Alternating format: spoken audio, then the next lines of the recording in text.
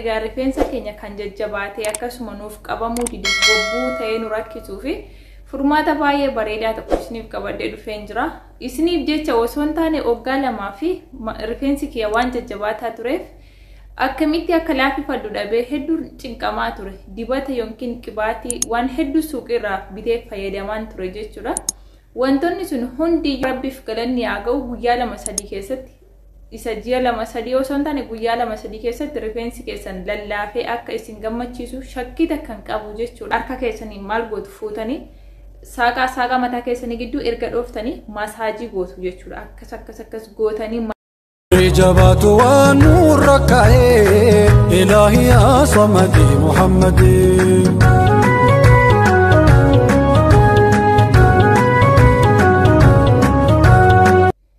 السلام عليكم ورحمة الله وبركاته. أشما كبجمت تردفتو تكي أكمنا جرتو جيتشا إيغا رفينسا كينيا كان ججباتي أكسما نوف قبامو ديده قبو تاين راكيتو في furmaata baay'ee bareedaa tokko isiniif qabadhee dhufeen jira.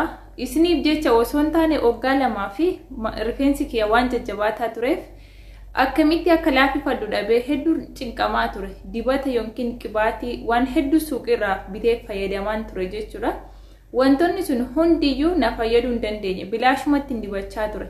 Egaa har'ammoo Rabbiif galanni haa ga'u guyyaa 2-3 keessatti isa ji'a 2-3 osoo hin taane guyyaa 2-3 keessatti rifeensi keessan lallaafee akka isin gammachiisu shakkii takkan qabu jechuudha. Viidiyoo kana obsaan ilaaltanii irraa fayyadamtanii akka isin koomentii jalanaa keessan abdiitiin isin eeggadha hiriyoota koo. Maal fayyadamuu qabnaa? Furmaati isaa maalii kan jedhummoo wajjin laalla. Keessumaa shamarri kam jechuudha? Keessumaa shamarri Itoophiyaa jechuudha. Hedduun keenya rifeensa dheeraa hin hawwina malee hin qabnu. Rifeensi baay'ee miidhagina namaaf dabala jechuudha. Rifeensa dheeraa qabaatteenaan baay'ee bareeda. Namni kamuu hin hawwa. Inni qabummoo akka ofitti gammadu shakkii takka hin qabnu.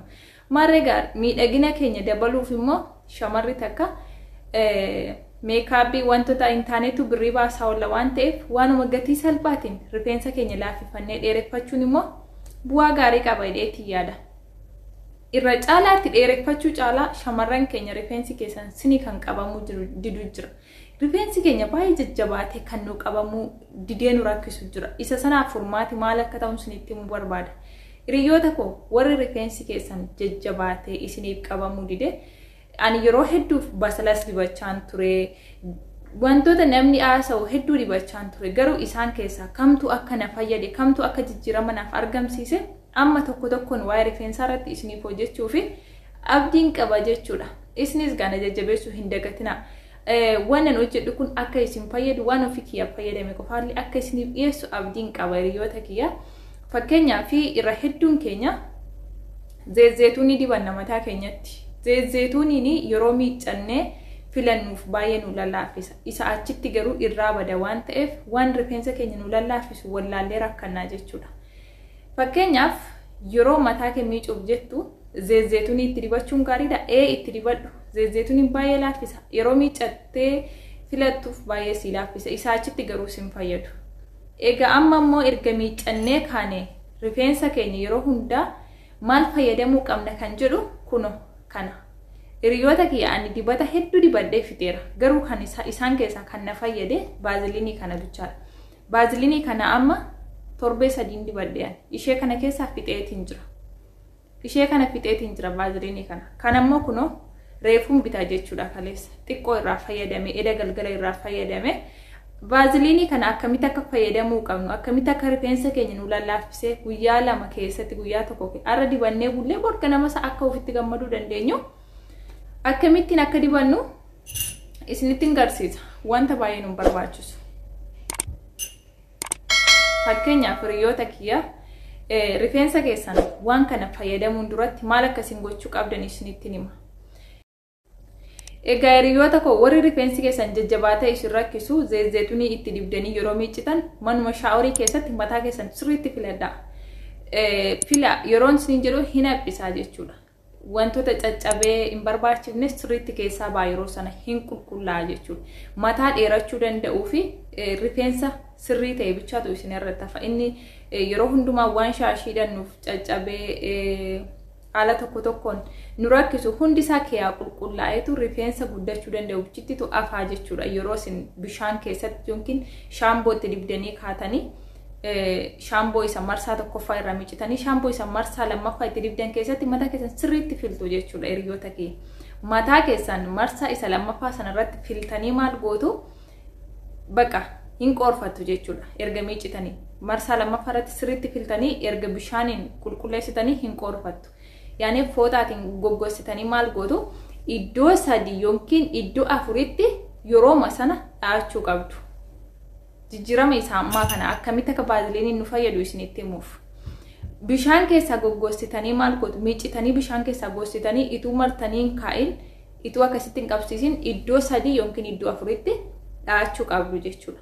Akkuma dandeessanitti iddoo 3-4tti dhaattanii maal gootu baaziliinii kana isa booda fayyadamuu dandeessu. Akkamitti baaziliinii kana fayyadamuu dandeenya? Hiriyoota kee wallaahi waan ofii kiyarraa fayyadamedha.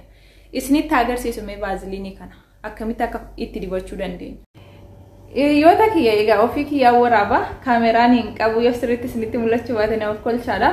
Qodaa akkasii kana fayyadamuu qabna jechuudha. Ni beektu hundi keessanuu kan baquu hin dandeenye jechuudha. Kuni kan nyaata keessatti ho'isanidha. Ni beektu hundi keessanuu makroowee jedhama. Maankaa 2 gugguutuun akkasittiin fudhachaa jira. Kun akkuma argitan jechuudha. Egaa baaziliinii kana as keessan ka'a. Kana ni beektu kan nyaatatti ho'isanidha isiniin jedheen jira.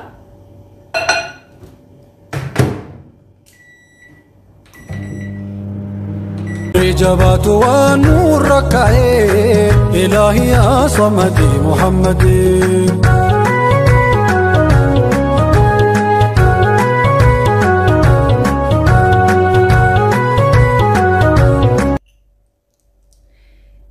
Hiriyoota koo maal reegalaa kun haala kanaan baqee jira jechuudha zayitiini. Keessatti argaa jirtu qodaan kuniin guba sooftii. Hiriyoota koo kun haala kanaan zayitiin keenya nuuf baafamee jira jechuudha. Qodaa keessatti argaa jirtu sooftiin qabadheetiin jira. Qodaan kuniin gubdi waan o'a keessaa ba'eef jennaani. Erga mataa keenya iddoo 3 yookiin iddoo 2tti isinitti himee jira. Miicinee kaanee bishaan irraa qoorsinee iddoo 2 yookiin iddoo 3tti asii achi dhaanna jechuudha. Dhaachuun beektu miti. Ana madaadheen jiru ofii kiyya. Sana booddee xiqqoo ishee haga inni qabbanaa'uu fi daqiiqaa 2-3 lafa keessu jechuudha. Yoo zim jettanii keessanii hin qorra deebi'ee haga inni qorruun eeddan. Yeroo inni qabbanaa'uti harka keessanii maal gootu fuutanii saaqa mataa keessanii gidduu erga dhooftanii masaajii gootu jechuudha. Akkas gootanii masaajii gootu. Bakka jiru hundayyuu masaajii gootanii waan yoo barbaadan feestaalii wayii itti godhattu yoo barbaadan immoo shaarbii wayii itti hidhattanii raftu jechuudha. Irra caalii yoo laastikii itti godhattan yookiin feestaalii itti hidhattanii raftan irra gaariidha. Maaliif shaarbii yookiin shaashii yoo hidhattanii xiqqoo irraa dhuga mataa keessan irraa saabuu danda'a jechuudha. Sana booddee ganama jechuudha. Mataa keessan sana dhooftanii jirtu miti keessuma oolchitu kuni fooliin qabu yoo dhiiftan. Keessa oolchitanii galgala rifeensa keessan yeroo diiddanii ilaa rifeensi keessan akkasitti ofiin of gadhiisaa jechuudha. Lallaafina keessa ba'e ofii kiyya waan argeefidha.